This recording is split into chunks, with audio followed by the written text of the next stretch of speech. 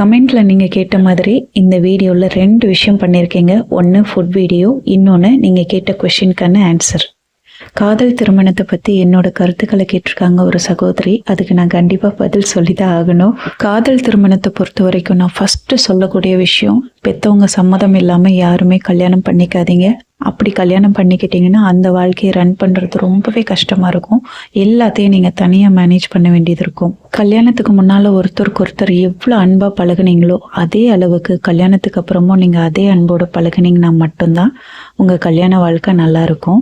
வாழ்க்கை துணையை முடிவு பண்ணக்கூடிய தைரியம் உங்களுக்கு இருக்குன்னா பெற்றவங்க கிட்ட அதை சொல்லி அவங்க சம்மதத்தை வாங்குறதுக்கான தைரியமும் உங்களுக்கு கண்டிப்பாக இருக்கணும். காதல் திருமணம் செஞ்சுக்கணும்னு முடிவு பண்ணிட்டீங்கன்னா உங்களுக்கு குடும்பம் நடத்துறதுக்கான செலவுகள் எல்லாம் சமாளிக்க முடியுமா, உங்களுக்கு வருமானம் இருக்கா அப்படின்றத பார்த்துட்டு கல்யாணம் பண்ணிக்கோங்க. அந்த பொருளாதார பிரச்சனையெல்லாம் கல்யாணத்துக்கு அப்புறம் வர்றப்போ உங்களால் சமாளிக்கவே முடியாது. அதுதான் நிறைய பிரச்சனைகளை உண்டு பண்ணும் உங்களுக்குள்ள. வீட்டுக்கு சம்மதம் இல்லாமல் நீங்கள் காதல் திருமணம் பண்ணினீங்கன்னா அதனால் வர்ற அசிங்கம், அவமானம் அது உங்களுக்கும் தான், அம்மா அப்பாவுக்கும் தான். குடும்பத்தில் சொந்தக்காரங்க எல்லாருமே கேவலமாக பேசுவாங்க. நீங்களே ஒரு ஃபங்க்ஷனுக்கு போய் நிற்கிறப்போ உங்கள் சொந்தக்காரங்க உங்களை மதிக்காமல் ஓடி போயிட்டான் அப்படின்னு சொல்லி ரொம்ப கேவலமாக பேசுவாங்க. இதெல்லாம் நல்லா யோசிச்சுக்கோங்க. இதுக்கு பதிலாக நமக்கு பிடிச்சவங்களையே கல்யாணம் பண்ணிக்கிறதுக்கு வீட்டில் பெர்மிஷன் வாங்குறதுக்காக 1 வருஷம் ஆனாலும் 5 வருஷமாக இருந்தாலும் காத்துருங்க. எந்த ஒரு திருமணமாக இருந்தாலும் பெரியவங்களோட அட்வைஸ் கண்டிப்பாக தேவை. பக்குவம் இல்லாத நம்மளை பக்குவப்படுத்தக்கூடியவங்களே அந்த பெரியவங்க தான். அவங்களோட வழிகாட்டுதல் படி நம்ம திருமண வாழ்க்கையை கொண்டு போகிறப்போ நிறைய நல்ல விஷயங்கள் உங்கள் லைஃப்பில் நடக்கும். அந்த காலத்தில் விவாகரத்து அதிகமாக இல்லை.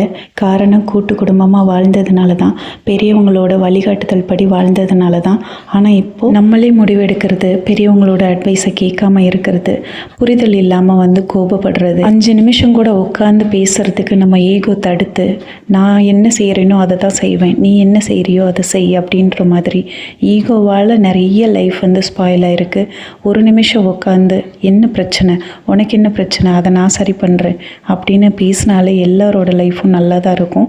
அது காதல் திருமணமாக இருந்தாலும் சரி, அரேஞ்ச் மேரேஜாக இருந்தாலும் சரி. எனக்கு நிஜமாகவே அட்வைஸ் பண்ணுறதுக்கான தகுதியே இல்லைங்க. இதை சொல்கிறப்போ ரொம்ப கஷ்டப்பட்டேன். 2 நிமிஷம் கூட என்னால் முழுசாக அட்வைஸ் பண்ணுற மாதிரியோ இல்லை ஒரு ஐடியா கொடுக்குற மாதிரியோ என்னால் பேச முடியலைங்க. ரொம்ப கஷ்டமாக இருந்தது. இதோட ஸ்டாப் பண்ணிக்கிறேன். ஏன்னா நான் அதுக்கான தகுதியான ஆள் கிடையாது இதை பற்றி சொல்கிறதுக்கு. நீங்கள் கமெண்ட்டில் கேட்டிங்கல்ல, ஓரளவுக்கு நான் சொல்லலான்னு தான் ட்ரை பண்ணேன். அதுக்கு மேலே முடியலை. நான் இப்போ என்னோடய சாப்பாட்டு வீடியோவை பற்றி சொல்லிடுறேன். இட்லி செஞ்சேங்க. பார்க்குறதுக்கு ஹார்டாக இருக்கிற மாதிரி இருக்குல்ல, ஆனால் அது ரொம்ப சாஃப்டாக தான் இருந்தது, நல்லா தான் இருந்தது. அதை பிச்சு போட்டு அதை அழகாக சாம்பார் ஊற்றி மதியமும் நான் டிஃபன் பாக்ஸில் கொடுத்துட்டேன். சின்ன பையனுக்கு மட்டும் ஸ்நாக்ஸுக்கு வாழைப்பழம் வச்சு கொடுத்துட்டேங்க. மிச்சம் இருக்கிற இட்லியை ஆளுக்கு 4 நாள் ஈவினிங் சாப்பிட்டுப்பாங்கங்க. திருமணம்னாலே 2 பக்கமும் பிரச்சனை இருக்குது. காதல் திருமணமாக இருந்தாலும் சரி, அரேஞ்ச் மேரேஜாக இருந்தாலும் சரி. ஆனால் காதல் திருமணத்தில் அவங்க சம்மதம் இல்லாமல் மட்டும் கல்யாணம் பண்ணிக்காதீங்க. அது நீங்கள் பிள்ளைங்களை வளர்த்து ஆளாக்குறப்போ உங்கள் பேச்சை மீறி அவங்க செய்கிறப்ப தான் அந்த வலி வேதனை உங்களுக்கும் புரியும். எல்லாருமே விட்டு கொடுத்து வாழுங்க. விட்டு கொடுத்து வாழ்ந்தீங்கன்னா அந்த லைஃப் ரொம்ப நல்லாயிருக்கும். எப்போவுமே இழந்தவங்களுக்கு தான் அந்த வலியும் வேதனையும் தெரியும். அதனால தான் நான் இந்த கருத்துக்களை எல்லாம் நான் உங்களுக்கு சொல்கிறேன். எல்லாருமே சந்தோஷமாக வாழுங்க. நாளைக்கு இன்னொரு கமெண்ட்டுக்கான பதில் நாளைக்கு வீடியோவில் வருங்க. இந்த வீடியோ பிடிச்சிருந்ததுன்னா மறக்காமல் லைக் பண்ணிக்கோங்க. நன்றி, வணக்கம்.